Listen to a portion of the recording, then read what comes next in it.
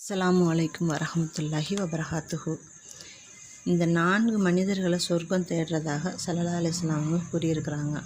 அப்படிப்பட்ட 4 மனிதர்கள் யாருங்க?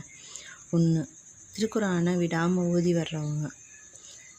எந்த சூழ்நிலையிலையும் திருக்குரானை விடாமல் எவர் ஒரு ஓதிட்டு வர்றாரோ அந்த மனிதனை சொர்க்கம் தேடுதுன்னு சொல்லி ஸல்லல்லாஹு அலைஹி வஸல்லம் சொல்கிறாங்க.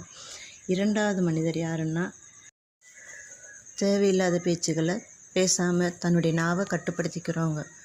ஒருத்தவங்க நம்மளை கோபமுட்டுறாங்கன்னு தெரியுது அப்படின்னா அந்த இடத்துல நம்ம அமைதியாக போயிடணும். அந்த இடத்துல நம்ம பேசாமல் அமைதியாக போயிட்டாலே அப்போ நம்ம அல்லாஹ்வுக்கு பிடித்தமானவங்களும் ஆயிடுறோம். அந்த இடத்துல அது மாதிரி அமைதி காக்கிறவங்களையும் சொர்க்கம் தேடுதுன்னு சொல்லியிருக்கிறாங்க. 3வது, பசித்த மனிதனுக்கு உணவளிப்பவர்.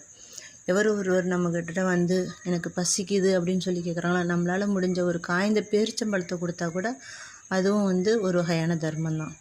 அந்த நேரத்தில் அவருக்கு அது ஒரு மிகப்பெரிய ஒரு உதவியாக இருக்கும். அதனால் பசித்த மனிதனுக்கு உணவளித்தவங்களையும் சொர்க்கம் தேடுறதாக சொல்லியிருக்கிறாங்க. 4வது, ரமலான் மாதத்தில் நோன்பு வைக்கிறவங்க. கடமையாக்கப்பட்ட ரமலான் மாதத்தில் நம்ம 30 நோன்பையும் விடாமல் அதனுடைய முழு பேணுதலோடு வைக்கிற மனிதனையும் சொர்க்கம் தேடுறதாக ஸல்லல்லாஹு அலைஹி வஸல்லம் சொல்லியிருக்காங்க அப்படின்னு மிஷ்காத் நூலில் சொல்லியிருக்கிறாங்க.